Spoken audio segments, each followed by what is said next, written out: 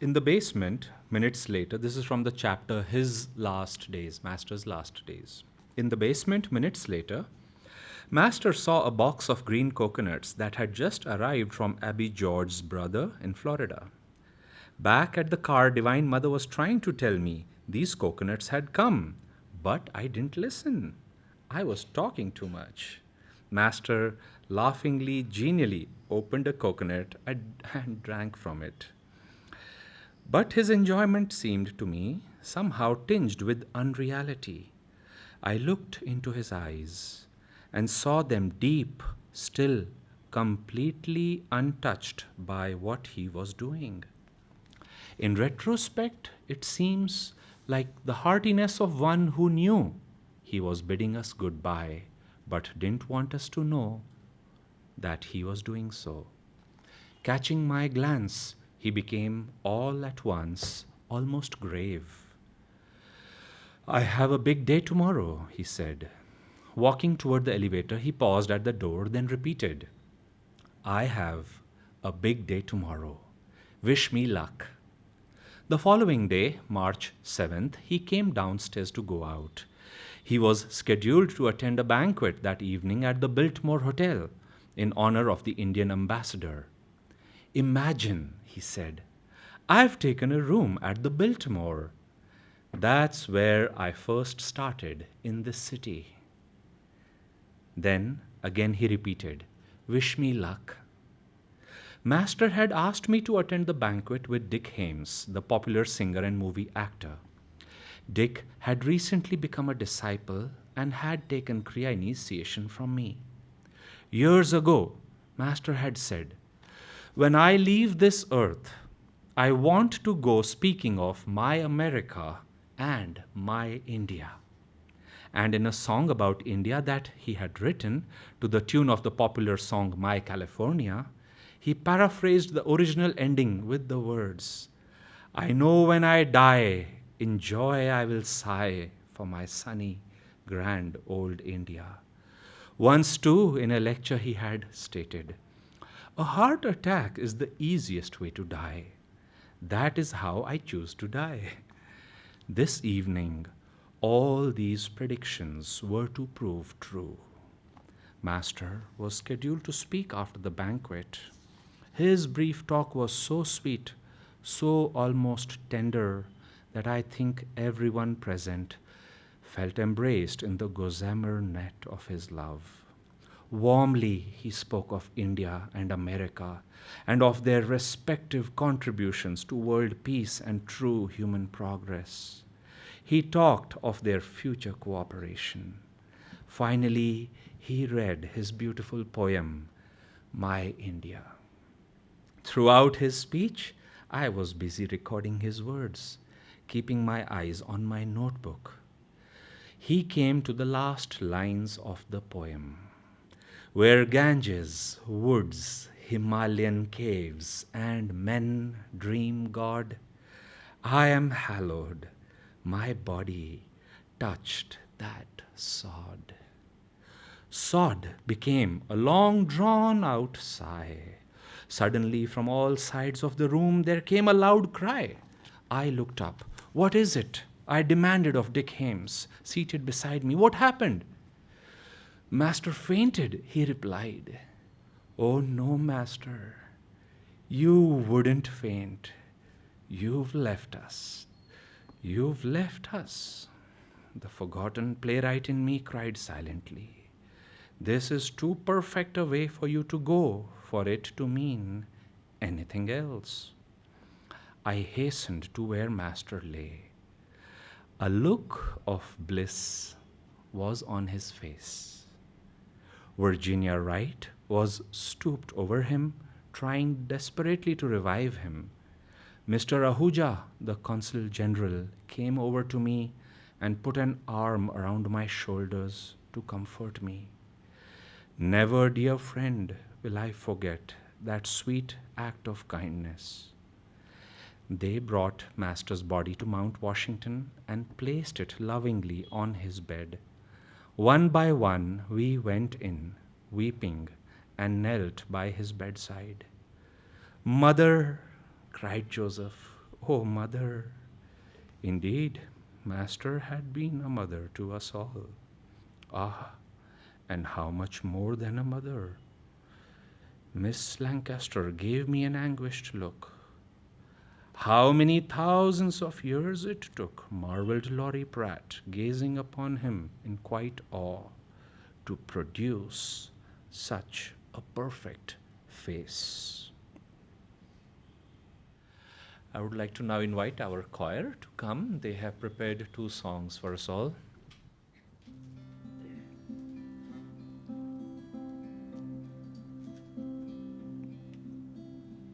Life is a dream, time like a stream carries our burdens away. Never despair, joys everywhere. Love can befriend you today. Free from all care, like birds on the air, soar above griefs and worries, seek joy and be gay.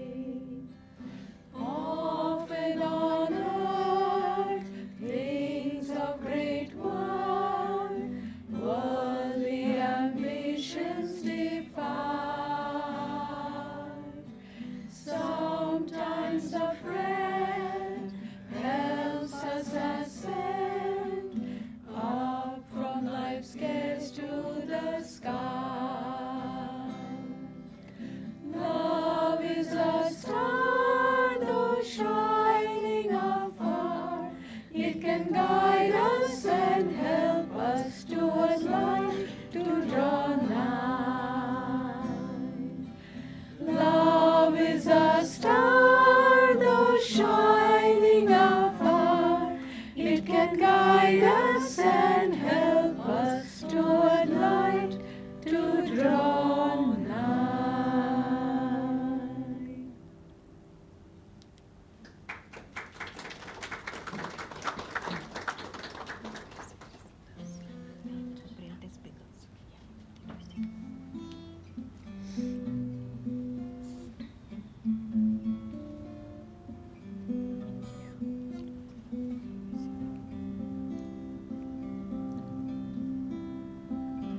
Oh, Master, may thy joy fill our days.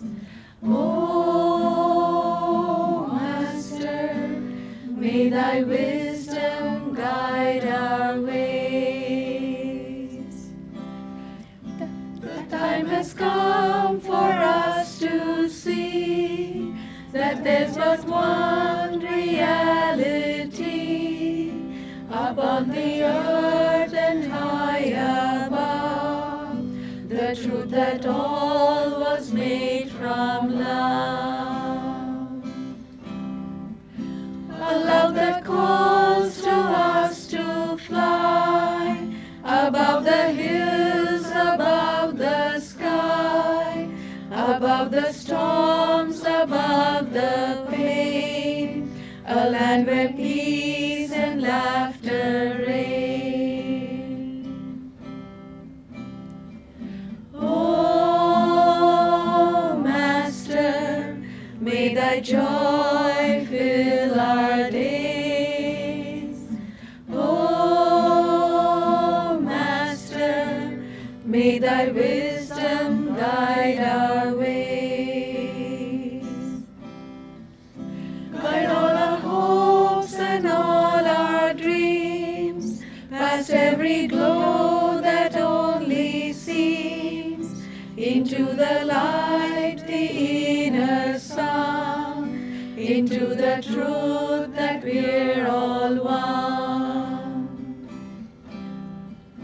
Help us to find in every hour, in every thought, in every flower, a joy that spans eternity, the truth that makes us ever free.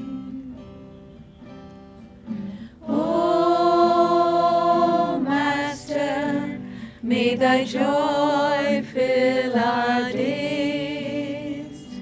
O Master, may thy wisdom guide our ways. O Master, may thy joy fill our days. O Master, may thy wisdom guide our ways.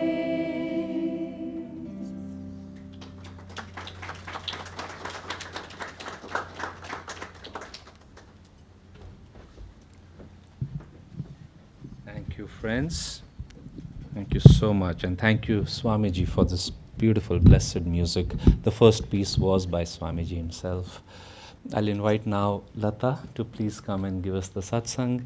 And we'll go slightly longer, Latha, so please stick to your time of 15 minutes. And I've shared enough, so maybe I'll cut down if I have to, but you continue.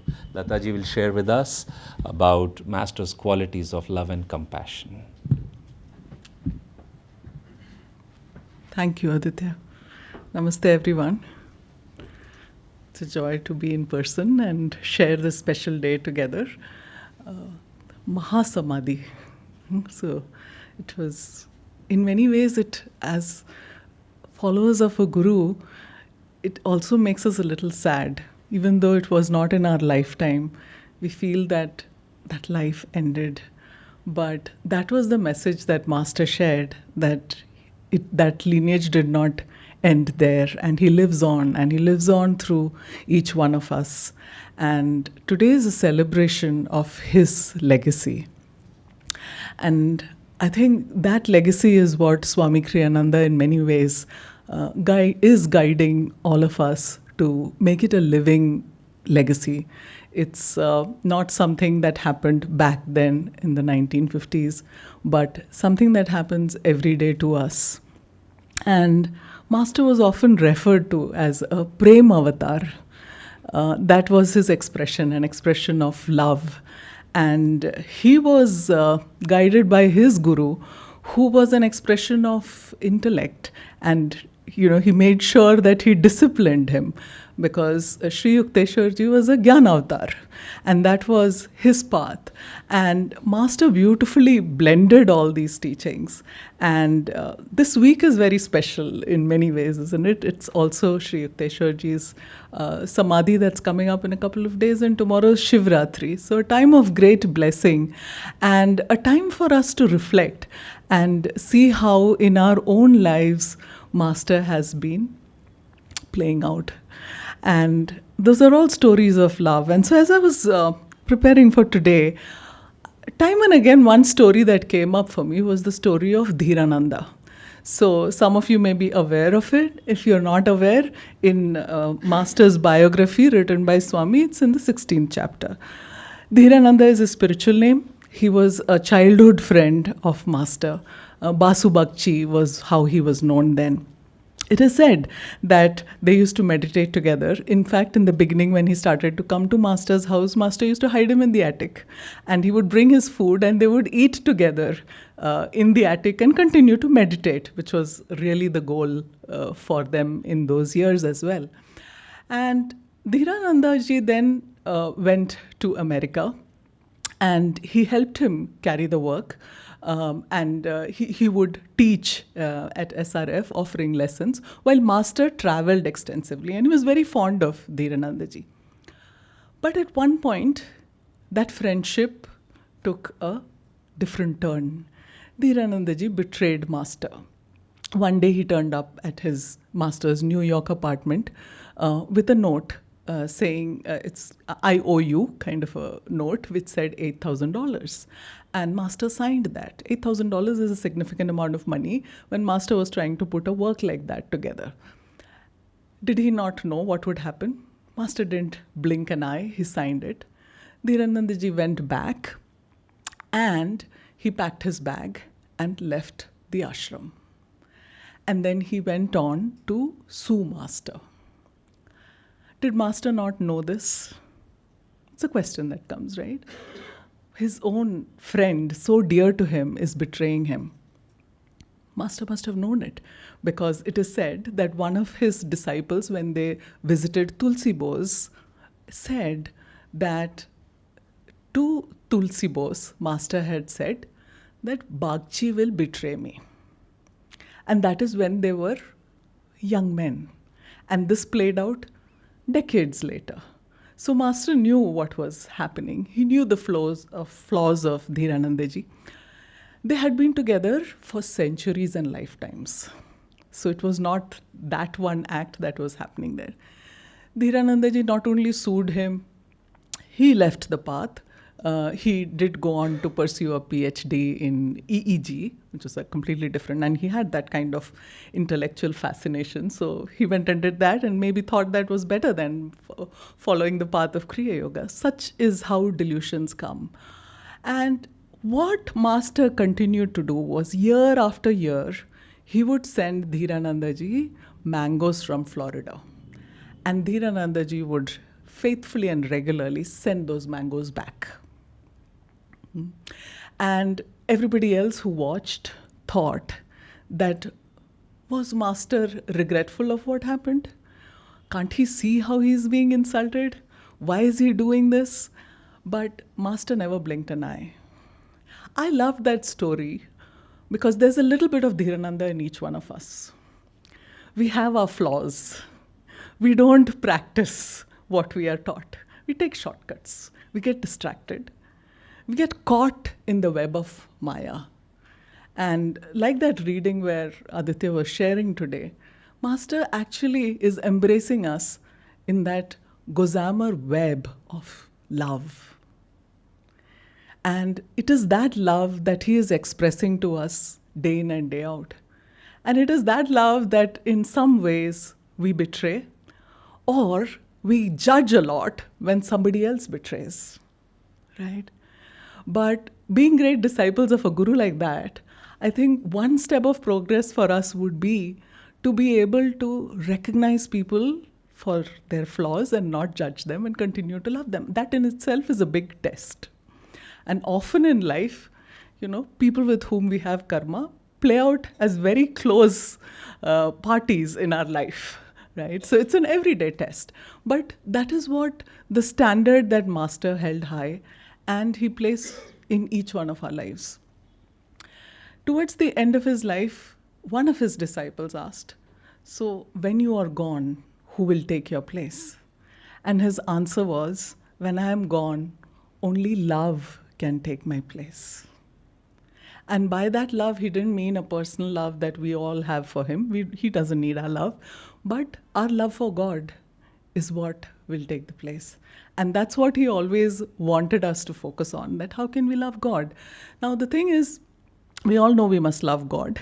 And yet there are days when we love God and there are days when we are not loving God. Every time we do something that violates the principles of dharma, then we are in some ways betraying those teachings and the promise that we keep. But what is important is to get up each time something like that happens in our life and not even judge ourselves too harshly. Because when we are unforgiving to ourselves and our own flaws, that's when we get discouraged, and that is when we fall off. And then we look for other avenues to fill that gap in our life. And it's very easy to get strayed. That was the story of Dhirananda. Coming back to that, Master also knew that 2 lifetimes later, Dhirananda would be freed. And that is what Master looked at. The potential of that soul to be freed in not a very distant future.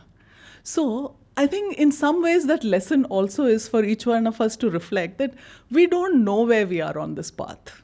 Who knows? And let's hope we are all very advanced disciples with just 1 or 2 flaws that keep showing up. But if we can remember that in Master and in this form, the last smile, we had a father and a mother. It was not such a masculine face, it was also a feminine face. And that was how he played. He played both these roles and held that family together. So that's a great lineage, that's a great legacy. And that's what we are celebrating today on the occasion of his Mahasamadhi. And I think in some ways we all have this responsibility to carry this legacy forward with the same love and affection with which we've been nurtured in Ananda.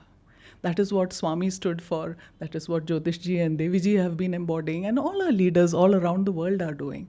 So we have that responsibility to really bring perfection in whatever we do in the way Master would have done it. And when we compromise that, then maybe it is right for him also to, discipline us and punish us. So when this whole, I'll just wrap it up with that same story, which is when Dhiranandaji's episode happened and he sued and it got a little messy, and then there was one more disciple who went and sued him, who was also from India. Then someone asked him that, Master, what happened? Why did all this happen? And he did not get into any explanations of what happened in any way that was accusing anybody, but he just said that there is the karma of America, there is the karma of the work, and there is the karma of the people who are doing the work. So it is very, very complex in terms of what all plays out when we're trying to do a project and things go wrong. And we feel very heavy about how somebody said something to us or how someone treated us or, how we deserved to be better, because that's just our ego playing out. But in the longer game, I think even we owe it to ourselves to believe that, and Swami said this towards his life again and again, it takes very, very, very good karma to be on a path like this and want to find God. So it is that lineage that we come from, and it is to that standard we should hold ourselves. And on days when Dhirananda-like attitudes show up in our life, let's forget and leave that behind and remember the embracing mother who always forgives us, which is the unceasing blessings that he's sharing with us. So with that, I'll hand over to Aditya. Thank you. Thank you, Latha.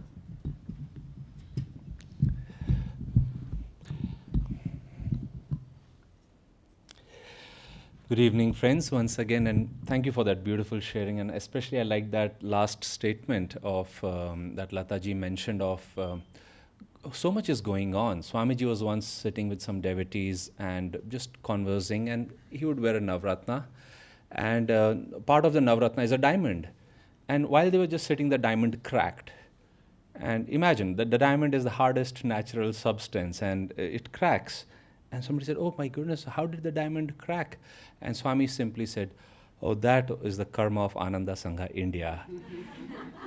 And not as a joke, but it's nice to think of some of these, but we don't know what's going on so many times. That was a beautiful thing, because when the masters come, and Master said, I came to change the world, his comments, his teachings, his prophecies were so big, the wildfire of world brotherhood communities, and you look around, you're like, where are these things? But Swami used to say, we are seeing it very close. Today is what? The 72nd, I believe, the anniversary of Master's passing. That's so close, not even 100 years. And Swami said, to a person like Yogananda, you have to give 200 to 300 years to begin to see the larger impact. But already we are seeing, of course, such an impact of Master's life over here. So I want to share, friends, a little bit about Seva. What did Master have to say? Now, Master touched our lives in every which way. Music. This morning I was listening, and I forget now, but I was listening to the New Path, the audio recording in my car, and Swami was making a point that, see, this is how Master brought a whole new take. I don't know if it was even prayer, but a very mundane daily topic. And Swami said, Master, humor. And Swami was commenting about how Master responded to humor in different ways. And Swami then said, this is how Master brought a whole new take on what it means to have good humor. And so Master has touched our life on many ways. But tying to that subject, you might say, of love, of bliss. And Swamiji used to tie it very beautifully in practical ways. He said, what is love? One may think, Lataji expounded on that Master was a prema avatar. Where does that love come from? And Swami said, when bliss moves, it expresses itself as love. So Master was contained, he was saturated. Think of a Rasgulla. It's got the sugar somewhere inside. You squeeze it and then it appears. And so bliss is that quality when we are happy. It doesn't matter what somebody's doing. And that seems a very simple thing. But Swami would say, look around, how many people are happy? How many are joyful? How many have the wisdom to be able to keep themselves that way? Now, when bliss has become love, how do we know? We know, Lataji said, Master has deep love for us. Even Dhiranandaji, Swami writes more elaborating on that subject, that it was in past lives he greeted Master many times on Master's deathbed, and you wonder, so much hurt, and Master just mangoes after mangoes. You're like, where are my mangoes? He could have sent me some mangoes, but so much love, so much good karma he gives his disciples. How do we know we have that love? Let's say at least for him. I'm sure we would not be sitting here if we had no love for Master, no gratitude. But how do you test your love? Swami said, how do you test? Somebody says, I love you. You're like, well, thank you. How do you know somebody's really a friend? One way is service.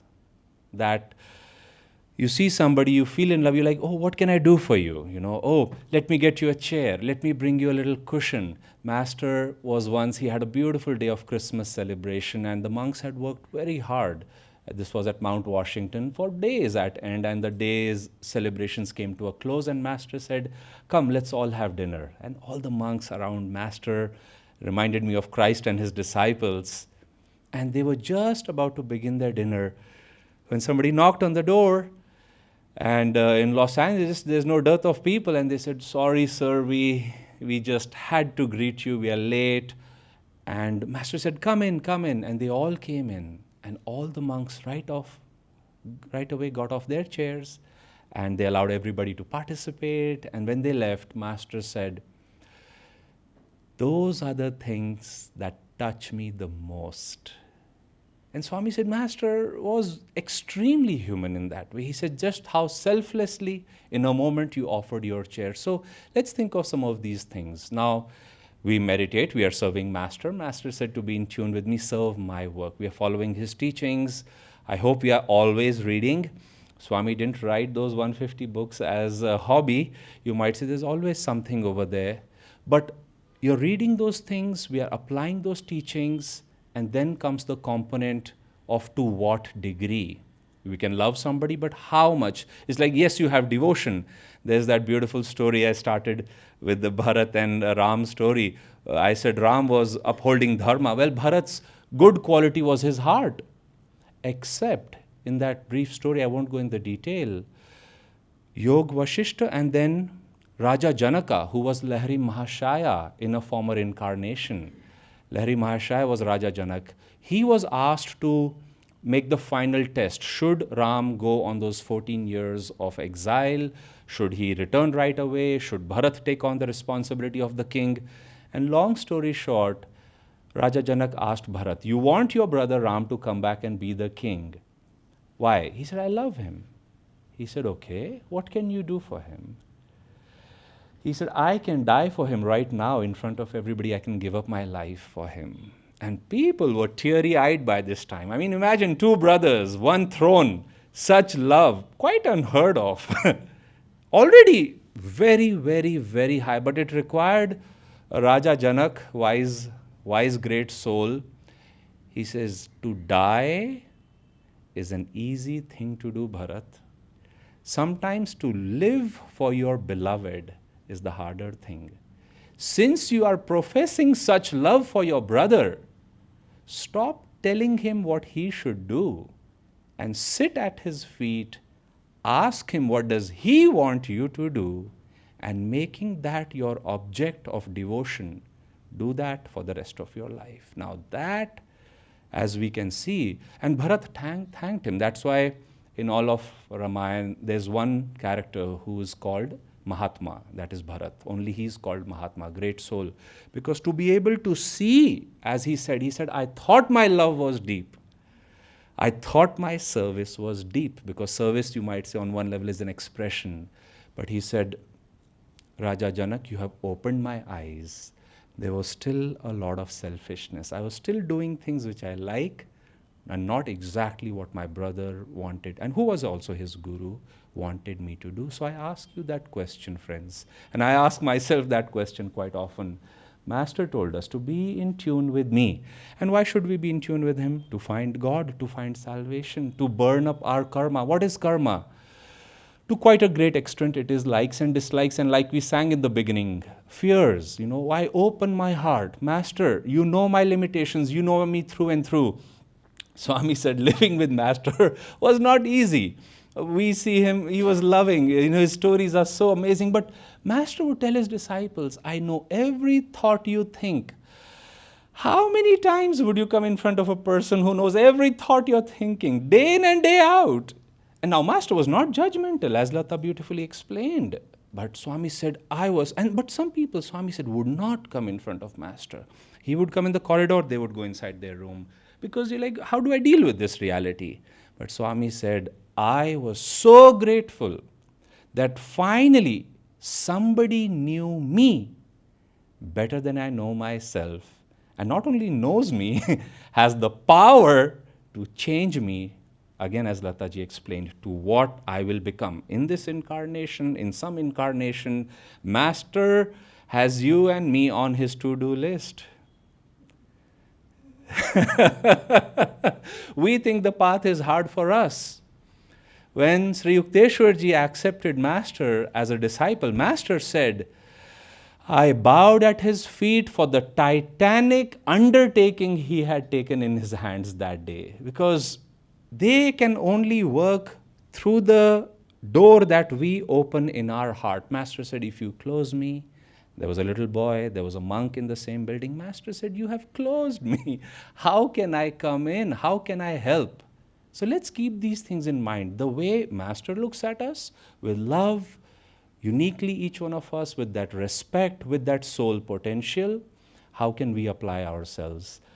Nayaswami Shankara was here a few days ago, and he shared a story that I had told him, which since he liked it so much, I thought more about it, and I thought it's a good example to keep in mind. Like Latha again said, Master's teachings are not, he's kept the bar where it belongs. Many times Kriyanandaji said it is the priests who do the greatest disservice to a religion, because they bring the bar down and they're like, oh, just do this much, you'll be fine. And Master and Swami, of course, would never do that. Well, I was having a conversation with Swamiji, and he was asking me to do outreach, and I was a little bit, not very verbally, but subconsciously resenting it, or kind of complaining and asking him indirect questions, how it could be something else and such. And he started speaking about his life, what Master told him to do. And he said, I'm writing a book these days, Aditya. I said, yes, sir. And he said, I start writing usually after breakfast, sometimes even before breakfast. And he said, say you've been working on a book all day, and it's 11:30 p.m. And he said, you deserve to go to bed. You deserve to sleep. And he said, and you do go to bed, but Divine Mother inspires you with a thought. What would you do? And because he was doing a certain kind of talking, I was listening, and I looked at him, and he said, you get up and write what she's telling you. I said, yes, sir. And he said, and then you've written till 3:30 a.m. And now it's certainly time, it looks like it's time to go to bed. But she again inspires with another thought that she wants to be written down. What would you do? You get up and write. And then he said, and I am 83. I shared that story, and like I said, Shankara liked it, and it's a marvelous story on many. Now somebody may say, oh my God, I would faint at 5 p.m. I wouldn't even reach 11:30 p.m. first and 3:30 p.m. You're right, you and I would faint. But guess who doesn't faint at that time? God and Guru. So the question is, who is serving through you? Whose mission are we fulfilling? Like Babaji told Sri Yukteswarji, my child, will you write this book showing the comparisons of Christianity and Hinduism and such and such? Sri Yukteswar said, Maharaj, what a command. I wonder if I'll be able to fulfill it. And Babaji's simple response was, who do you think is the doer, my child? That through these projects, people have asked me over the years, why is this so hard? Why is that so hard? And I said, for you and me to learn our lessons, for our will to be expressed, for our attunement with divine will, for our intuition, devotion, willingness to see the teachings at work requires service. And service is broad. Like I said, it is sadhana, it is prayers, it is healing, it is cleaning, it is a lot of those things. But each one of us has to see, have I drawn a line? Have I by any chance, like that great soul Bharat, have I made a mistake in thinking that this much I will do and not any further? So this is a question I ask myself, and because it was that story had come up recently, I thought I'll share it with you. Now, this is not to say that, oh my God, when I'm 83, will I still have to work that much? No, Swami said, I hope it is not like that. But remember, Master did say to him that our path is one of meditation and service. And then he told Swamiji particularly, and he said, your path will be one of intense activity and meditation. But I'll end on this sweet note. When Master told him that, he also said to him, there was a Christmas meditation, and Divine Mother was speaking to Master. And first Master said it was all in silence. Then Master started speaking one half of the conversation. And Swami said sometimes Master's voice would change. But primarily he was talking to Mother, Divine Mother, and people could hear one half of the conversation. Master that day interceded for many devotees. He told Divine Mother not to do this, not to do that to somebody. He gave explanations. But then he started saying, Divine Mother is very happy with many of you. And he started telling, particularly to people, what blessings would come to them. And he told some people that they will find God in this life and they will become saints, Jivan Muktas, Siddhas. And then he turned to Swamiji and he said, Walter, you must work very hard in this life, for Divine Mother wants to bless you very much. He kept it open-ended. He didn't define it. He didn't keep a cap. And Swami says, why can't they speak in direct terms? Like, a little bit like I was saying, like I think Latha must be very good in math or something. I wasn't. She's very good with, organizing things. I'm not. And you wonder that there is a definition, Jivan Mukta. And you said Jivan Mukta, Param Mukta. And it came to Walter, and all he said is, you must work very hard, for Divine Mother wants to bless you very much. Swami said by those words alone, he went into such bliss that he could not meditate in that 8-hour meditation. So we are children of Swamiji. We are disciples. We were drawn to Master through him. On this day of his Mahasamadhi, like St. Teresa of Avila would remind the monks and nuns, she said, Christ has no body now except yours. And what a blessing! Padre Pio, the great saint, when we look outwardly, we think he's a saint. He became a saint. But when somebody asked him, what's going on? He simply replied, he said, I've invited Christ into my form. God respects us. He will not enter my mind, your mind, heart, limbs, unless we invite him. And it is after and again when we invite him that we realize, like Swami says, Master did it. Master wrote it. Master's thoughts, Master's feelings, Master's actions. And he would say, I don't know now where I end. And Master begins. So on this day of Master's blessed Mahasamadhi, let's take that lesson. He taught us, and as we practice, not only how to live, but how we may merge back in God by His grace, by His blessings, by His teachings, and especially, you might say, keeping that. Because seva is also where you might say willingly or unwillingly we find ourselves. 8 hours a day, 10, 12 hours a day. Actually, Bhavani, if I may request you after this satsang, if you'll take that booklet of Ananda Seva, it's just a 100 rupee booklet. Jyotish ji, our Dharmacharya, is now elaborating and writing more deeply on that booklet, that if you'll just sign copies that people could purchase. It has almost 40, 50 beautiful principles of how to find liberation through outward service, and how, what is that consciousness? Where is that energy coming from? Who am I serving in people? And somebody once asked me, I remember, that didn't you feel negativity or tiredness or low when you were in a hospital handling tumors? That was my job as a surgeon, and death and such. And I thought and I thought and I thought about it. And frankly, I had to be honest. I said, of course those things were there. They were making me question.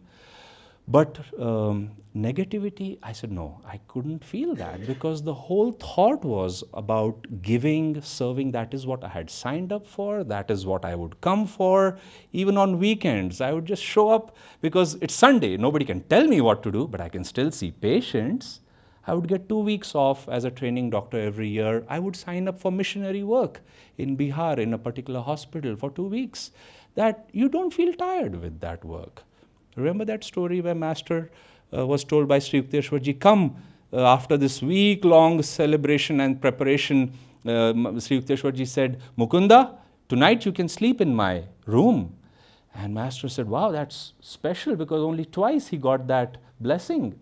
And just as Master laid, Master is so relatable. He said, I laid on the bed.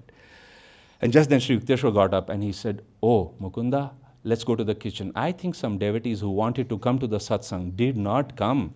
They might come by the 1 a.m. train. Come, let's make some dinner for them. And Master says, sir, I don't think anybody will come at that hour. And this Leela is enormous. And Sri Yukteswarji said, I understand you're tired. You stay in bed. I'll go and cook. And he started. And Master jumped behind him and started doing. Well, sure enough, the food is ready. Just at that time, you know the story, the knock comes and people say, sir, sorry to disturb you, but we missed our train. We just wanted your darshan. We will return from the door. And Sri Yukteswar says, no, Mukunda and I have made dinner for you. We knew you were coming. And Mukunda is quite embarrassed by now. And they go, and Master approaches Sri Yukteswar. He said, forgive me, sir, for doubting you, for being unwilling. And again, like Latha was saying, Sri Yukteswar said, no, you overcame unwillingness. And because tonight you overcame unwillingness, I bless you that you will never get tired ever again. I have never heard anybody else. Maybe Hanumanji had that blessing. I just never heard. Physiologically, medically speaking, I don't know what that means. You will never get tired in your life ever after. And Master used to sleep 5 hours a month, he said, to lead by example. And somebody said, what kind of example is that? I don't know, I said. But he was trying to show us something. So keep these things in mind. We live in a world where it's easy to forget the sacredness of somebody's coming, sacredness of somebody's passing. But again, as I said in the beginning, as Lataji was saying, how blessed, how lucky we are that so close to our lifetime, such a great avatar came. He is our guru. He came for each one of us. And just as he left his body and merged back into Divine Mother, he wants to bring each one of us home. All we have to do is simply follow his instructions. God bless you.